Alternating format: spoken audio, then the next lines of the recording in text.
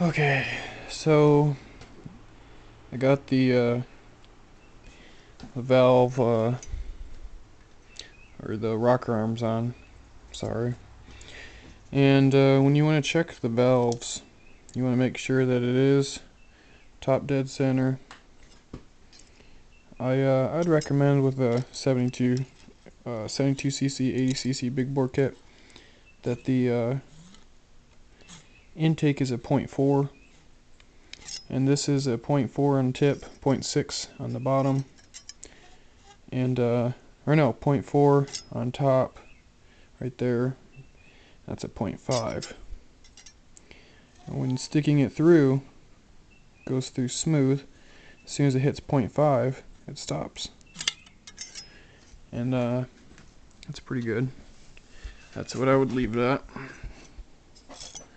And then for your exhaust, you want to do the same thing. It's 0.5. Making sure it goes through. I'll do it like this actually. So I got my 0.5 on it underneath the valve, and then pushing it through stops at 0.6. So I know that my intake is 0.4, my exhaust is a 0.5. After that, you just want to put the valve cover on, and then put the bolts in. You want to put the plastic and all that stuff on. Well, I guess if you wanted to go in order, you put the valve cover on, which is this, 4 bolts, and then you have 2 bolts right here that are pretty long. They look like this. And you just want to take those, stick it through like that, tighten them. I would tighten these ones down first. I believe it's 14 foot-pounds. I wouldn't go crazy on it, on tightness.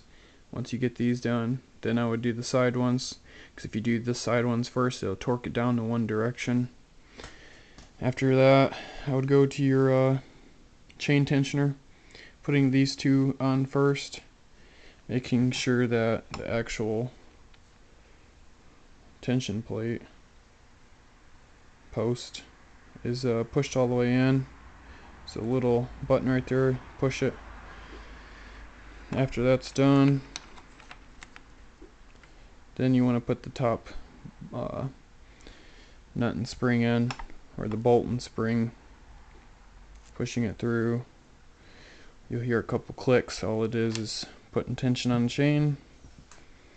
After that, I would move to putting the covers back on these, top and bottom. But don't forget this, mine's damaged. It helps dissipate the heat. You want to put it on like that, all the way around. I got another one I'm going to put on, but it just goes all the way around. Helps with the cooling. Yeah, so after you get that, put the covers back on. You want to put your fan. I just have this in here just to time it. I had to do it by myself. I don't have 2 people here right now. It really sucks because I know these big bore videos, I'm trying to get into as much detail as I can, but I just don't have 2 people here to do it with. So just future reference, sorry if I can't do everything in the video. I'll try to describe it as best as I can afterwards. But yeah, after you get the plastics on, you tighten everything on. After the plastics, you want to go to the intake manifold for your carb. Just slides on as is.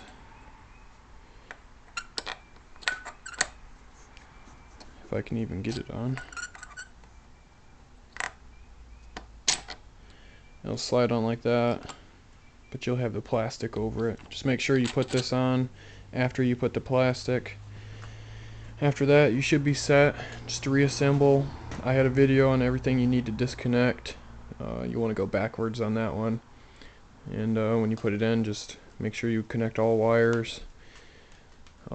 Just make a note on a piece of paper or something which wires you disconnected in what way, and yeah, I'm going to do a video on top speed, because originally it would do about 35-40 with the 44mm piston that came with it.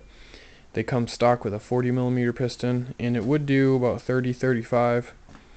I know that, but I'll do a video with GPS to show you how fast it goes with the Scrappy Dog Scooters big bore.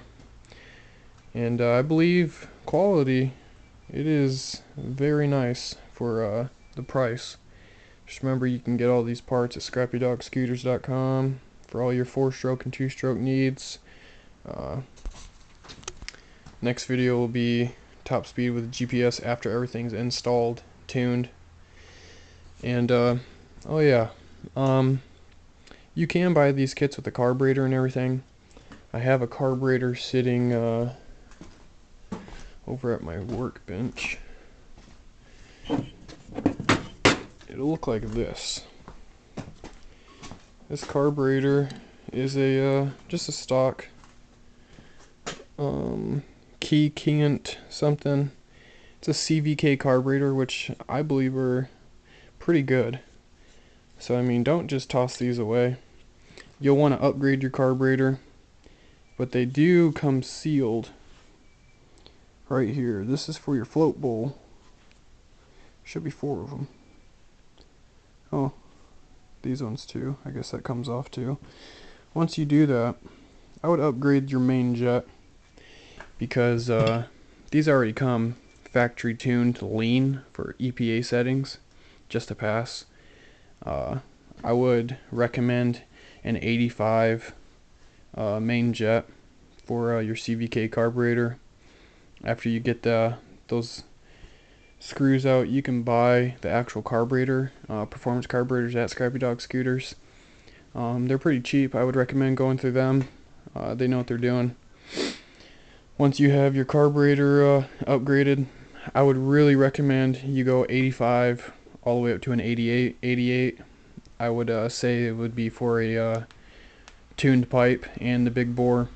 But if you're just running a stock airbox with the snorkel, everything, 80cc big bore, and your stock pipe, I would just make sure you do an 85 main jet. You don't want to run too lean and blow your motor. So just keep that in mind. Make sure that you get a main jet for your carburetor, because yeah, it will run in the beginning, but who knows, maybe 5-10 miles down the road the engine will seize eventually because of how lean it already is. So just make sure you upgrade your carburetor, get a main jet in there, 85 or bigger. Don't go crazy on it. But yeah, that's what I would recommend, 85. I do have a carburetor here. I actually gotta think of where to put it. It's somewhere around here. But I do have it upgraded to an 85 main jet. So just keep that in mind. I really don't want you guys to do the big bore, blow your motor, and then come back asking questions. Just remember that. Alright, next video will be GPS, show you how fast this big bore beast will do. Thanks.